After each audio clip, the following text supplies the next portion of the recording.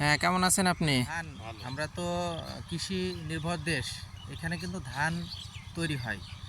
এই ধান কিভাবে বীজতলা থেকে চারা প্রস্তুত করে ধান পর্যন্ত পৌঁছানো হয়, আমাদের প্লেট পর্যন্ত ভাত আসে। এই প্রসেসটা আজকে আপনাদেরকে আমি সরজমিনে একজন কৃষকের সাথে কথা বলে এইটা আপনাদেরকে দেখাবো। তো আপনারা সাথে থাকেন, ভিডিওটা পরিপূর্ণ দেখা। তো দেখতে পাচ্ছেন এই যে একটা বীজতলা।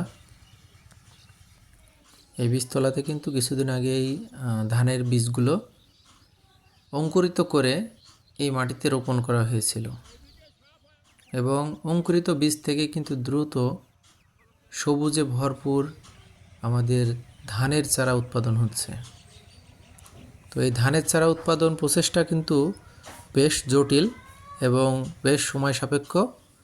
তো আপনারা এখানে দেখতে পাচ্ছেন সারা মাঠে এখন শীতের বিকেলে শুধু ধানের চারা সারা মাঠ পানিতে থই থই করছে। এই চারাগুলো দেখতে যেমন মনোমুগ্ধকর, তেমনি আমাদের প্রকৃতি কিন্তু সেজেছে সবুজ রূপে। আর বাংলাদেশ হচ্ছে একটি কৃষি নির্ভর দেশ।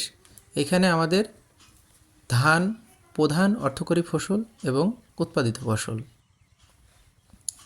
তো আমরা এই বিকেলে বীজতলাগুলো দেখতে এসেছি এবং এইখানে যারা ধান চাষি আছে, ধান উৎপাদন করে। হ্যাঁ, কেমন আছেন আপনি? কিভাবে তৈরি করা একটু বলেন তো আপনি। এই চারা প্রথমে ভুঁই কাদা করা লাগে। কাদা করে ওই চারাটার ভুঁইটা সমান করতে হয়, ভিজাতে হয়, ভিজে ধান ফোটানো লাগে। ফোটানোর পরে ভুঁই সমান করা লাগে, কইরি তার উপরে চারা ছিটানো লাগে। এই কয়দিনে এই চারা ধান লাগানোর জন্য প্রস্তুত হয়ে যাবে? তাও মাস দুই তো লাগবে, মানে দেড় লাগবে। 2 মাস এই বীজতলায় থাকবে। তারপরে এটা তুলে আবার জমি প্রস্তুত করে ধান লাগানো হবে। তারা দেখতে পাচ্ছেন আমাদের এক কৃষক ভাইয়ের সাথে কথা বলছি। এই বীজ থেকে শুরু করে ধান হওয়া পর্যন্ত প্রসেসটা কিন্তু বেশ জটিল। তো বন্ধুরা, আপনাদেরকে দেখানোর চেষ্টা করলাম আসলে ধানটার শুরু থেকে কিভাবে বীজতলা তৈরি করে ধানের চারা উৎপাদন করা হয় এবং রোপণ করা হয়। তো ভালো থাকবেন সবাই।